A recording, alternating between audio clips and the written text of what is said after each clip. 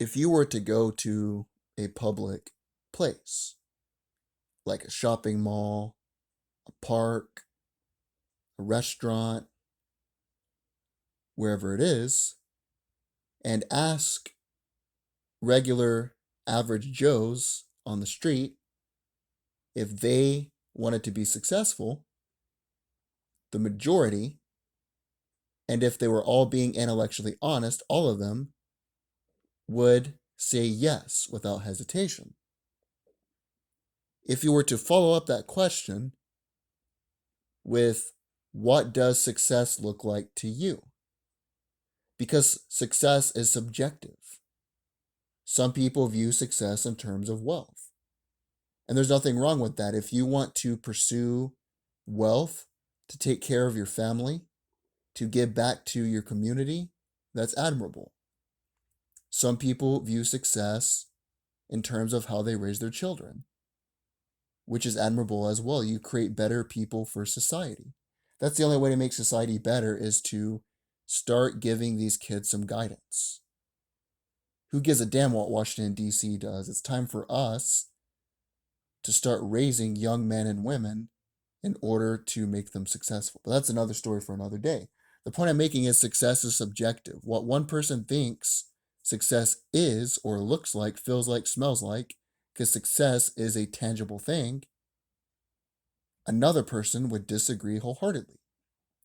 If you were to ask them, what does success look like to you? A lot of them would pause. They might even wrinkle their nose a little bit. They would reply with something like, I haven't really thought about it.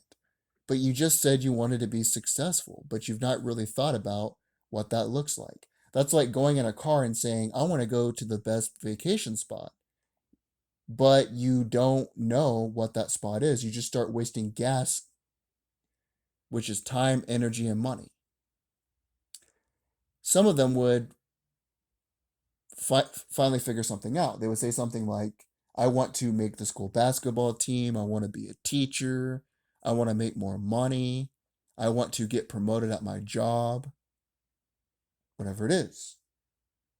Get closer with the Lord, which is admirable as well.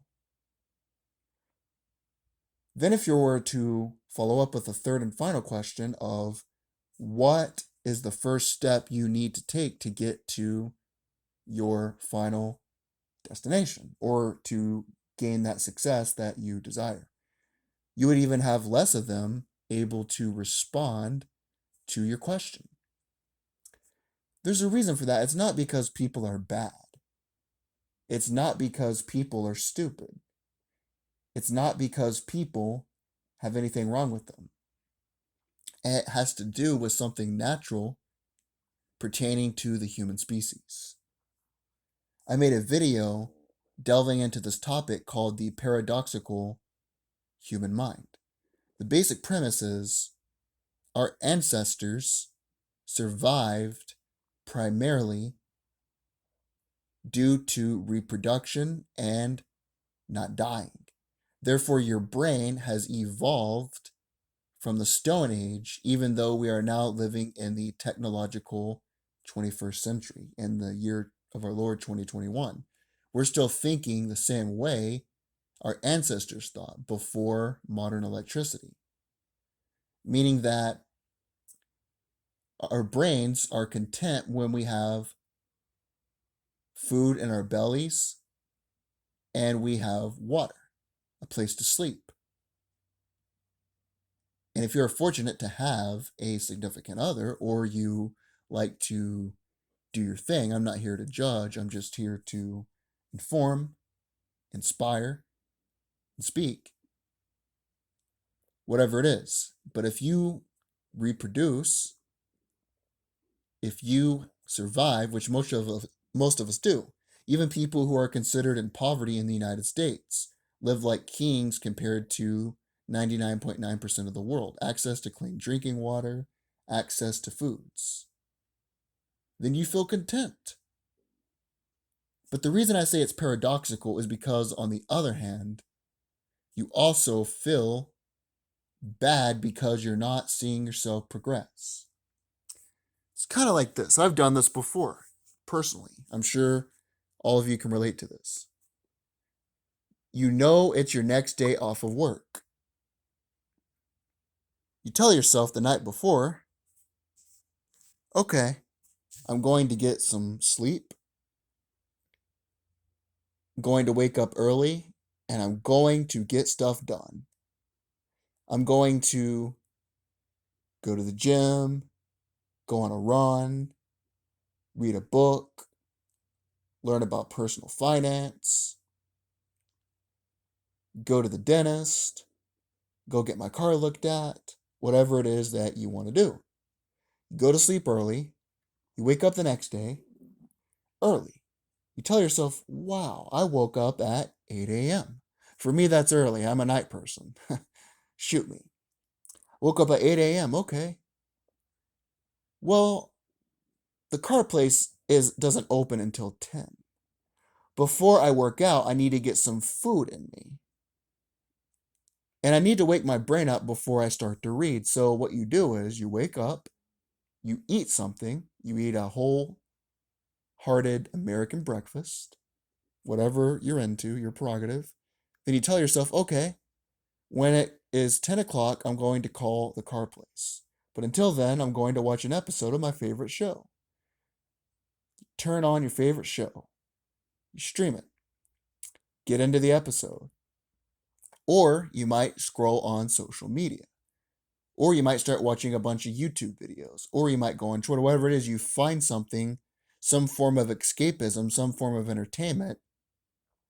Then you tell yourself, okay, after this episode ends, I'm going to call the car place. Just one more episode. Then I'll call the car place. Eventually, hours later, you never do it. And then your kids get home from school. Or your significant other gets home, whoever it is you live with gets home. Then you no longer have time to do that. You go to bed that night, beating yourself up, telling yourself, I had all the time in the world to go to the gym, to get my car fixed, to read this book, to do whatever it is, to exercise. But I never did it. I'm a bad person. But then you repeat the cycle. It's paradoxical. Because in the moment, your brain's telling you, don't do this, don't do this.